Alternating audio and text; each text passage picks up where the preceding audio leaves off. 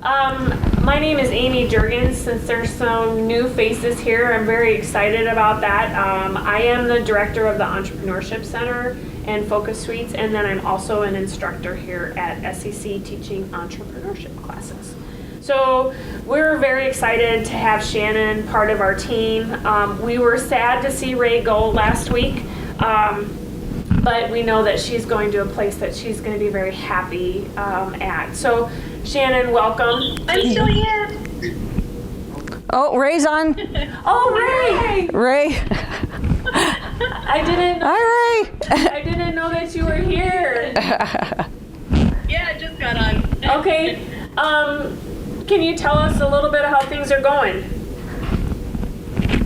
Yeah, things are going great. Just been doing a lot of running around and getting things settled. So, just got an apartment today. Yay! Yeah, congrats. I'm glad you could join us, Ray. Thanks. Yeah, I was missing home, so I was like, this is perfect. I will join. Is she in China? Yes. Yeah. Yep. She is in the wee hours of the morning. Yeah. So Shannon, we'll let you go ahead and tell us a little bit about your journey, how you came to be a part of our team, and then we'd also love to hear about your business. All right. Good morning, Shannon Kingery. There is a relation to Kingery Construction, if you ever wonder. Yes, that's my husband's family, and I get asked that question quite a lot. We don't have anything to do with it, but we're appreciative of the fact that they're still out in the world, and my husband's family built many of the buildings in Lincoln, and so we're proud that the construction company continues on, but that's not me.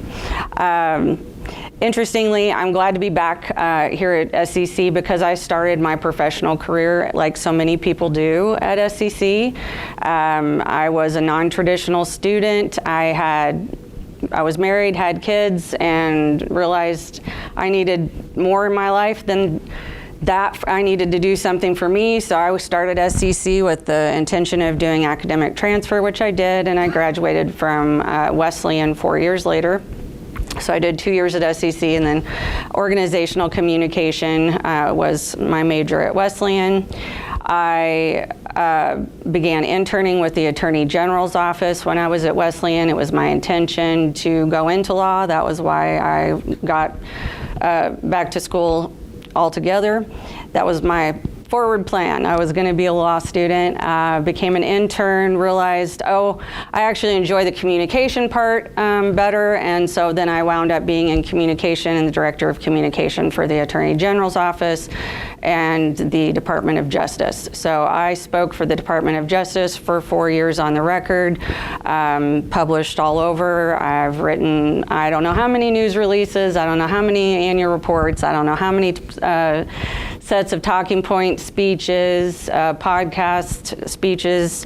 I did a lot of writing. I would say that was probably the base of my skill set that I used there, on top of strategy, obviously, and media. I learned about media. I was the only person that spoke with the media for the Attorney General's office for 4 years, except for the Attorney General. So I'm pretty familiar with the media landscape here in Nebraska. I've done national media. I've done microphones outside of the Supreme Court. I've done all kinds of stuff. So if you guys have questions about media, if you have press release questions, if you have an idea and you think, would somebody be interested in this, run it by me. I'll let you know what my opinion is. I was a reporter right out of high school for a local newspaper in Jacksonville, Arkansas, my original hometown. So I've done professional writing. I've done it on both sides. So come to me if you have questions and I can help you out maybe. When I graduated, then I stayed at the AG's office and was there. Then I went, I had a life-changing happening when my daughter was diagnosed with type 1 diabetes when she was 11 years old. And as you can imagine, working in the job that I had and in politics and government, it's quite stressful. And in fact, I was getting sick too. I was getting sick with stress. And then my daughter's diagnosis, I had to test her blood sugar at midnight, at 3 a.m., at 6 a.m. So I stopped sleeping through the night right after I had started again, because she's the baby. So I stopped sleeping as much. I had a stressful job. I was getting ill. Different parts of my body was shutting down from stress. My doctor started telling me, this job isn't good for you. This isn't maybe a good idea to continue on. And by the end of my 7 years there, she told me, you will die if you keep doing this at this level of stress.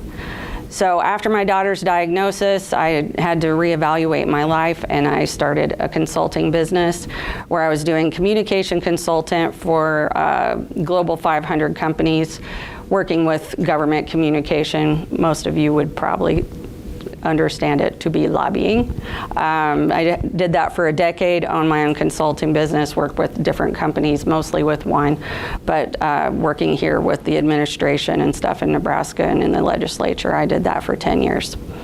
After COVID, like so many other people, I kind of did an evaluation of where I was at, and the pause, the sacred pause, I like to call it, of COVID, gave me time to reflect on all that I had been through with my daughter's health, with my own health, and make some changes. And I decided that it was time for me to be done with politics and government, because the stress was getting too much. Every year in January, I knew that it was going to hit, and hit hard, because that's when legislature always happens. And after I had been in that cycle for so many years of that January hit right after Christmas, and the kids go back to school, and it's just, you have to hit the ground running, I started having pretty serious panic attacks in January before session would even start. And then pulling up to that Capitol really was difficult for me in the last year. So I decided to make a change, and at the beginning of this year, I stepped away from my last political contract, which was pretty scary. I had some more panic attacks after that. But luckily, in the past few years, I had gotten serious about sharing my practice of meditation and using sound to incorporate soundscape, but also kind of move the brainwave easier into a meditative state. There's a lot of science, a lot of information behind it, and I have no problem talking in depth, but in a group of folks that maybe not as interested, I won't go so deep. But the thing is that for the past decade, meditation has saved my life. In the absolute worst time, when I was still at the Attorney General's office, I started doing meditation. And I did it just like out of desperation with no plan, just using headphones and Deepak Chopra videos and binaural beats on YouTube and that sort of thing. But it became for me a regular practice that incorporated music, which I had been a musician my whole life. My parents were musicians. I grew up with a band in my basement. Looks like we have somebody here that I know from back in those days. Our old keyboardist, Ted Eschleman, has arrived. Back in the 90s, I have some great photos of you. But I grew up singing and I play guitar, just self-taught. I taught myself how to play drums. All of this, by the way, was stress relief and management, really just trying to get back to that place that I knew music was always going to get me there. And then during COVID, a friend of mine decided she was going to go to Austin and get certified as a sound healer. And I was in this place of contemplation and trying to decide what I wanted to do, and music and meditation had changed my life, and really I felt like allowed me the space, at least mentally and probably emotionally too, to make choices as opposed to continuing on and on and on and on until I just couldn't do anymore. So meditation was a big deal, and I thought that sounded like a fun time, and I honestly just went down on a whim and spent 3 days with practitioners from across the country talking about how sound waves can help you get into a brainwave pattern that'll take you into a meditative state where your body can naturally heal itself. And I thought, okay, there it is.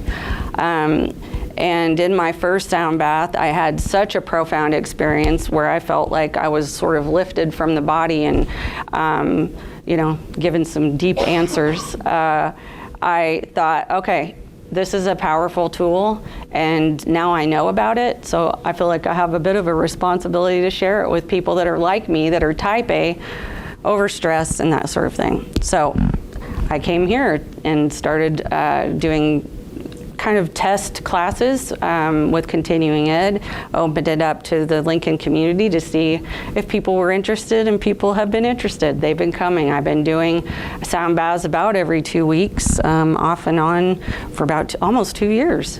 It's crazy. And keep having some folks come back and have heard their stories about how it's made a difference and an impact on how they feel. And that, to me, just is encouragement and confirmation that I'm doing the right thing. So having been here and enjoyed being around, obviously, some of you know, my mother worked here for many years, and knowing that SCC helped to launch my career, and when I was going to make some changes, I started trying to build my network of Lincoln businesses, and I worked for another Lincoln Business Association here in town last year, and just trying to get a little more dug into the Lincoln community as opposed to more the statewide community, and also the little tiny pond that hangs out in the rotunda of the Capitol is the same people over and over all year long, year after year. So I needed to get back out there. And so coming here was a natural for me, and I love the space. I think it's a great opportunity to just run with a pack, and that's kind of how I feel about being here. I can definitely sit in my house and get real quiet and real contemplative and very deep in meditation. That's not going to help my business much if it's just me sitting and thinking deep thoughts. So this helps me to get motivated to have a space where I am doing business for real, and also just feeling like I'm a little more dug into the community. And then when Ray was put the email that she was taking leave, I thought, this might be a place where I could utilize some of those skills that I've built up over the past 2 decades of working with top companies across the world, and government regulation.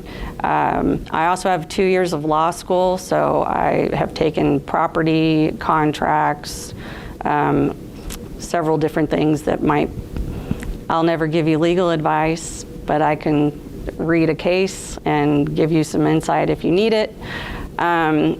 And I have spent a significant amount of time doing social media and understanding the different outlets, the different channels of social media, what you use them for, how you read your analytics, what kind of questions you might ask online, what helps to drive comments and community building, that kind of stuff. I've done a lot of research. I've listened to a lot of podcasts. I've watched a lot of seminars, read a lot of books.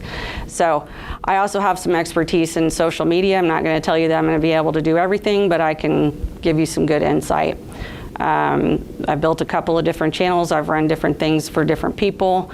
I don't have $1 million products to show for it or anything, but there's good community where there's good conversations going, and a lot of the time that's really what you need with your social media, so depending on what your products are. So I'm happy to help with writing, with social media, business ideas. I absolutely love to brainstorm ideas on social media because I like social media. I use it. I know what appeals to me, and I'm a pretty tough demographic. Gen X is a tough one to grab. So there's some interesting stuff generationally. The post-millennial social media stuff is very different, and that's coming in hard and fast right now. Much more authentic, much less production, much easier to grab it out of your pocket and just talk into the camera. So some of that kind of stuff feels intimidating. I'm happy to run through stuff. I'm happy to bounce ideas, do practice, any of those kind of things. And I thought maybe I could be a resource here at a place that has been such a resource for me and for my family. I started my career here. My husband started his career at SCC. my eldest son, my middle son, my mother, my brother, every one of us have been privileged enough to attend SCC in different programs, different iterations of those programs. So I'm going to try to be an active and useful part of this Focus Suites area. So any questions I can answer? Just a second. What do we got? John, you're on unmute now. Are you able to mute it? Yeah, unmute. I'm on. All right, we'll see you next week. All right, yeah. So, any questions for Shannon?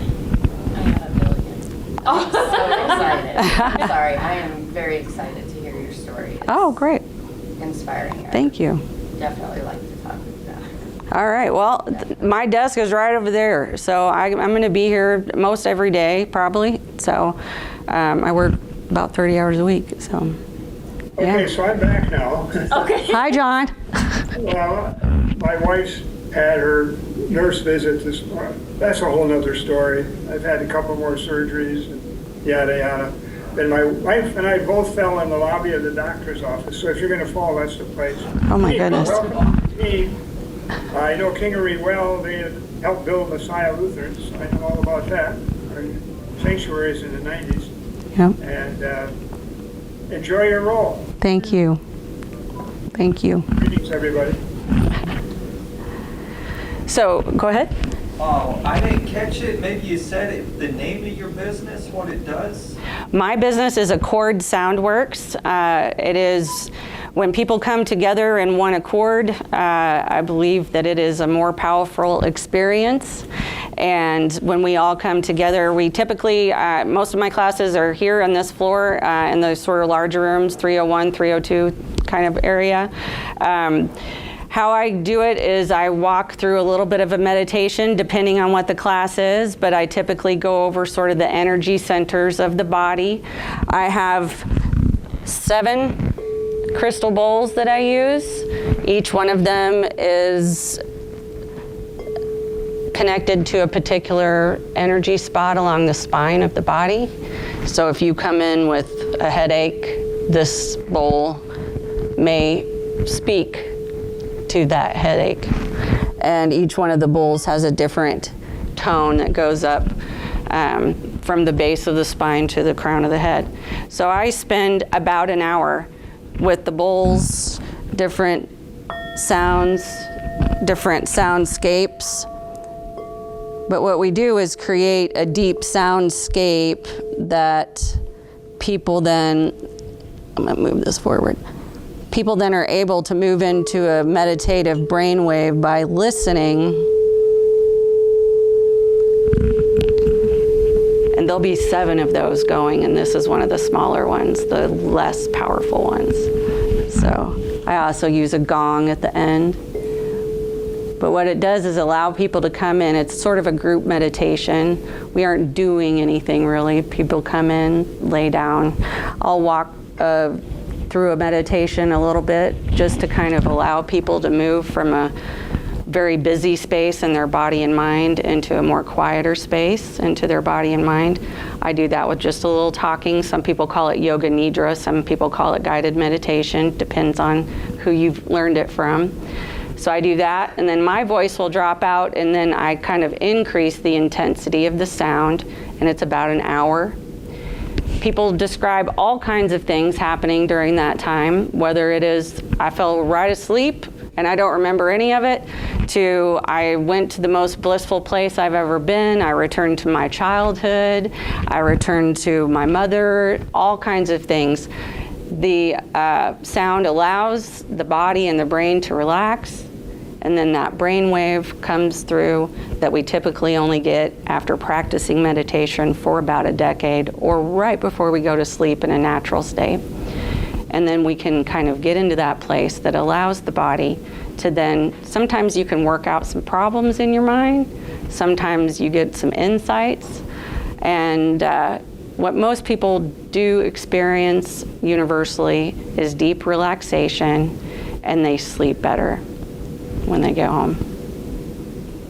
So that's what I do with all the different instruments. And I have all these over in my office, but each one of them comes from a different place. Each one of them has a different tone. And the interesting thing is that when you're in a meditative space and you don't know what's coming and you have an unexpected sound, it creates novelty in the brain, which allows neural pathways to be formed that are new. It increases neuroplasticity to have novel sound or novel experience at all. But especially when it is novel and surprising and brings you joy. It creates a wonderful synchronous neuroplasticity. And when you hear certain sounds with your eyes closed, it's hard to pinpoint exactly what it is. So some people tell me they heard the wind through the trees. Some people tell me they heard waves crashing on the shores. It really depends on what's in your mind that tells you what the sound represents. So it allows you to be in control and not be in control at the same time. So that's my business. And then as I continue to focus on that, I'm going to hopefully work out and build out and reach into employee assistant programs where people that can do different employee events. For Duncan Aviation has a lot of wellness stuff. Morrow Collision does a lot of wellness stuff. A lot of businesses here in town do wellness programs for their employees, seminars and that sort of thing. And this is one of those things where you don't have to get sweaty, you don't have to change clothes, you can just do it in a chair, or you can do it on a yoga mat. You can actually, I can take it into a business, or we can do something here. So. And how much do you typically, do you do it for free? No, for the SEC classes are $29 for an hour and a half. I do an intro class where I talk a lot about the brainwave patterns and how it works and that sort of thing before we do a sound bath. And then I do another one. In fact, I have one Monday. There's still spots available. I do one that's just the energy balancing, so we kind of get in there, get on our mats. I'll sometimes run through the energy centers just to kind of bring it up and pinpoint sounds for people. Like, hey, if you came in with, if you're fighting with your kids and it's just been a week or whatever, you may have some issues in your red chakra, in your root chakra and that kind of stuff, where you're feeling like your foundation is out of whack. So maybe here's this sound, and if just incorporate that into the soundscape. But a little information on the energy center stuff, but mostly just sound bath. On the intro class, I try to give more information. I'm a person that likes information before I lay down and close my eyes in an empty space with a stranger. So I like information. So I wanted to make sure to have a class for people that needed that too, because I think that a lot of us get intimidated by yoga studios. People get intimidated by trying meditation because they say, oh, I can't meditate, I can't get quiet. There's only one definition of meditation. That's not true. So we get into all that kind of stuff, how there's different kinds of meditation, how there's active movement, all kinds of stuff. This is just one. It worked for me, so that's why I share it. And you help children as well, right? I have worked with some kids and had a fun time with that. I developed a particular kids meditation that I did with sound bath. We did a visualization of a pond, and every time I would hit one of these, we would pop a bubble, and then they would have a wish. So allowing them to kind of control what they were visualizing, but also guided them a little bit. And it was shorter. I think we did it was about 25 minutes. And when the youngest was 6, so. Anything else? So we always ask the traditional questions. What are things what gets you perked up in the morning? Perked up in the morning is a little tough. I have ADHD. I don't perk up too fast. Actually, I lay there and think my feet will hit the ground eventually. I get excited about coming in and just hanging out, though. Really, having been on my own in a consulting capacity for 10 years, and honestly, it was a lot of quiet. It's a lot of emailing and that kind of stuff, meeting setting, of course. I miss folks.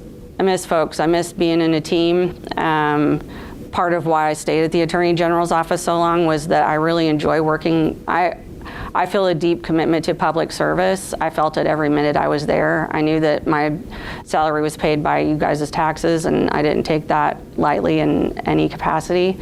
I also believe it's important I think that it's really a privilege to speak in other people's voices, and I think that that's something that is always a big deal. So I'm excited. I get perked up by running with the pack, I guess, probably. I'm glad you're with our pack. Yeah. So you mentioned podcasts earlier. What are some of your favorites, or do you just like all of them, or what are some that you listen to on a consistent basis? I'm an incredibly heavy media user to the point where I typically have headphones on all the time because at one point in my life I needed to listen to every single news organization every day. So I tend to listen to the ones that have the most zeitgeist. I mean, I know people don't like it, but I listen to Joe Rogan. I listen to different business ones. I'll just pop up, I guess. My brother is a comic in Oklahoma City. I love comedians, and comedians have taken over the podcast space in a way that is informative as well as funny. You can actually learn a lot about how the process of podcasting and the difficulties and all the different stuff by listening to comics, because they're honest and they don't seem to have like that desire to have it overproduced so that you don't know that there's problems. So I listen to a lot of comedy podcasts.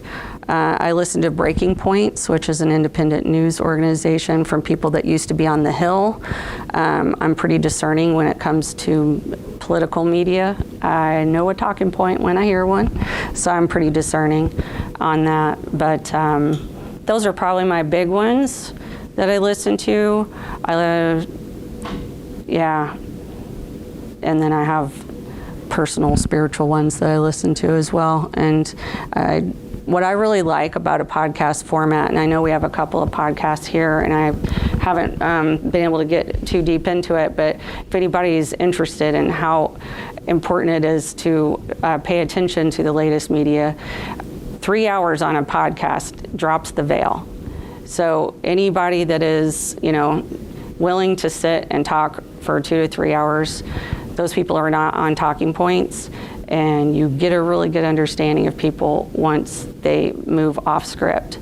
So I really like podcasts for information about people, authors. A lot of those books that you guys read in book club, I may not have read the books, but I've heard the authors speak, and I tend to like to find a podcast where an author is speaking, because I like to know why the book was written, and sort of also what the result of the book is and the feedback. And a lot of times authors talk about that when they're in there.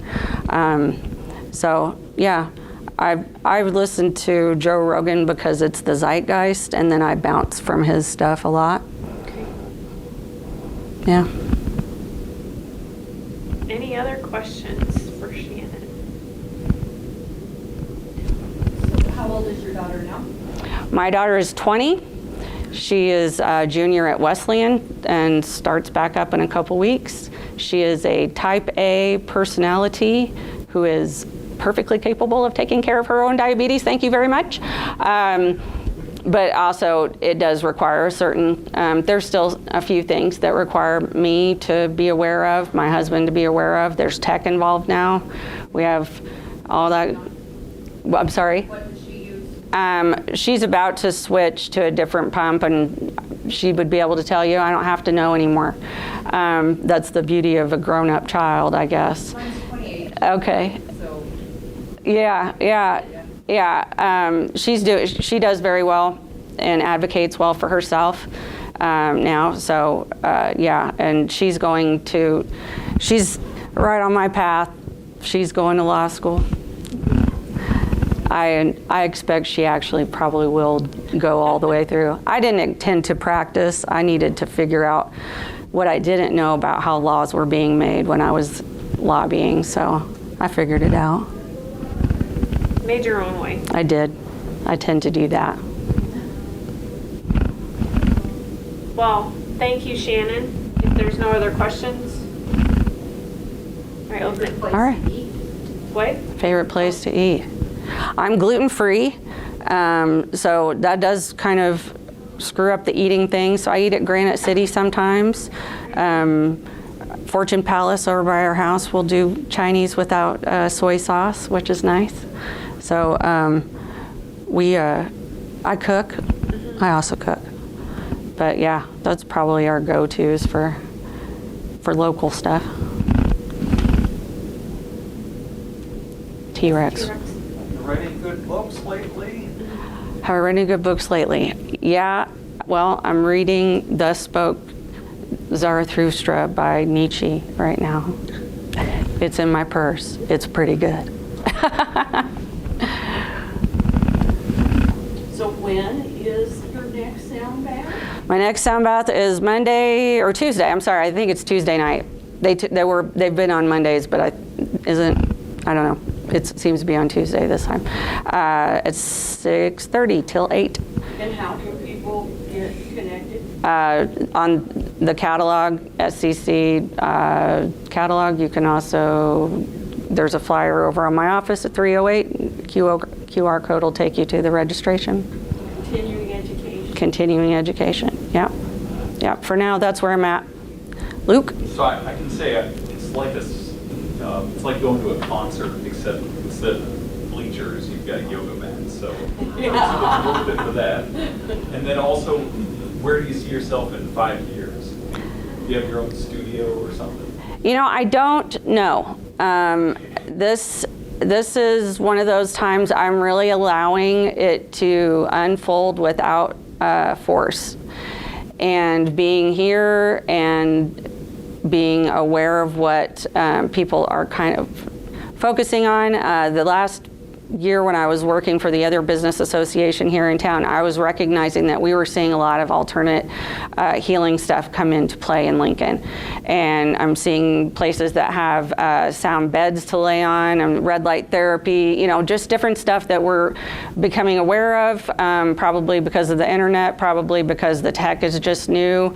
A lot of different stuff coming in, and chiropractors and different kind of alternate wellness and health stuff have really kind of, I've noticed more businesses opening up.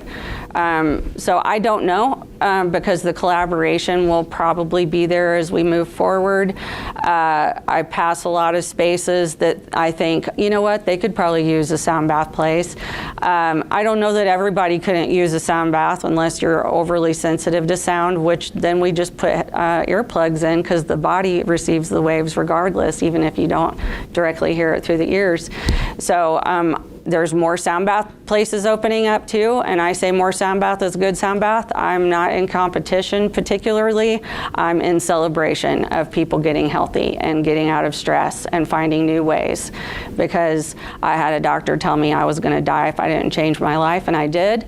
And not everybody has the ability, not everybody has the privilege, not everybody has the opportunity. I was able to do that. I try to give the opportunity in a reasonable basis, and I'm excited that anybody's doing that, because there's not one of us that is walking around just without stress. At least I haven't met one. I haven't met one yet. I'm just going to make a comment. I know we've talked a lot about health, but there's a whole area that's really getting pushed as far as neurohacking and expanding in performance and sound baths. It's hard to explain, because it sounds like when people describe it that it's just sound, but it's like a whole body sort of situation. It really is. So it's really worth checking out. Yeah, they've both been, and so I try to, listen to those folks that have been there. Don't just take my word for it, and also, take what resonates and leave what doesn't, because this isn't for everyone, and my path is my path, but this has been a fun path, and I'm excited that it's led me here. So I'm hoping to help people with what I've got, but also encourage people and get encouraged as well. Yeah. Well, thinking through the filter of commercial realtor, which is what Yep. I do. Yep. I'm wondering about the environments. It seems to me like sound isolation is absolutely critical. Yeah. And I'm wondering, like, how do you deal with disturbing noises outside of your office or classroom or whatever? It's got to be a challenge. Yeah, it is a bit, and we were doing it. I was practicing in my basement, and I have a library, so in the basement, so it's bookshelves lined with books. So that was helping, but I was hearing sound bounce in a buzzy way that I didn't enjoy because I have a lot of stuff in that room, and it would throw me a little bit, but honestly, the people experiencing didn't feel it. That was that old, like self-critical stuff. Here at SCC, when I do them, we have very large rooms, and there's not anybody else having class up here in the evening at that time. I haven't had any complaints. In fact, my husband typically sort of sits sentry outside because there's a lot of vulnerable people in those rooms, and my husband comes and holds space for us, which I really appreciate. But he has pretty sensitive ears, and he can barely hear it when the big doors are closed. So it's not really a problem. I can control it to a certain degree. Obviously, the volume is, it's loud. It can be loud.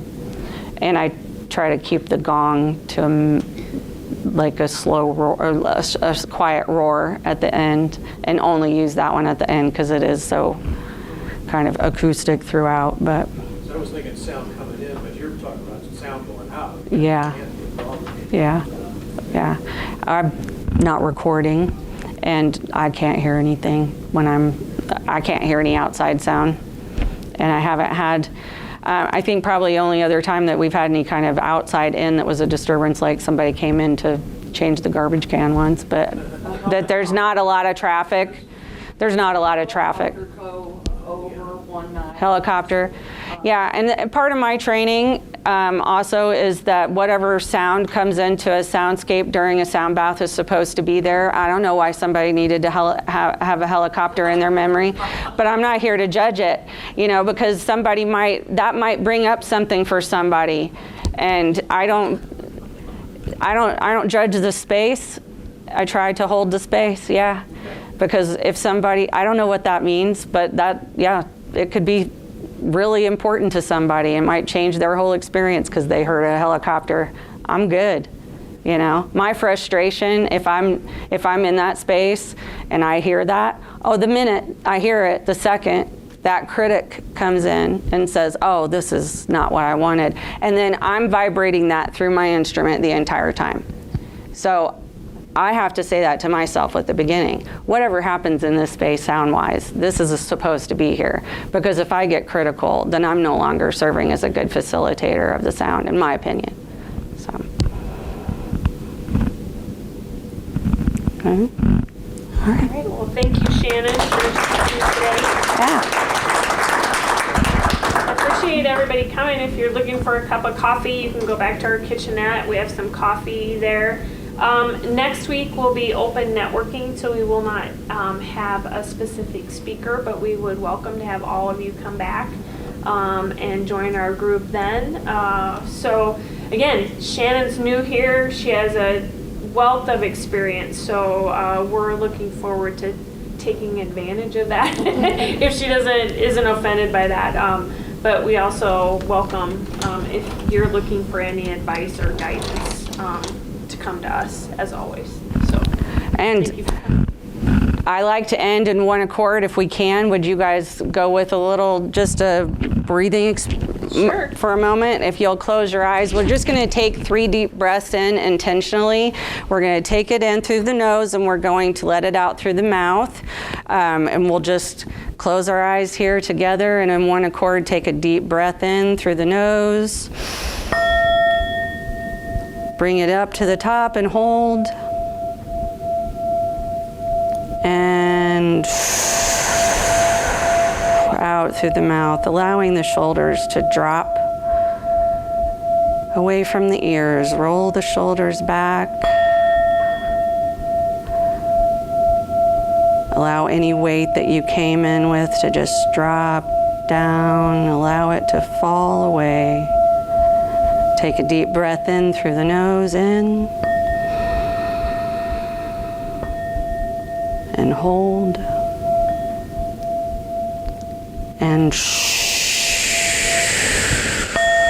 releasing any tension in the chest. And another deep breath in through the nose, deepest breath you've taken all day. In the nose, all fill up your belly. Hold. And out.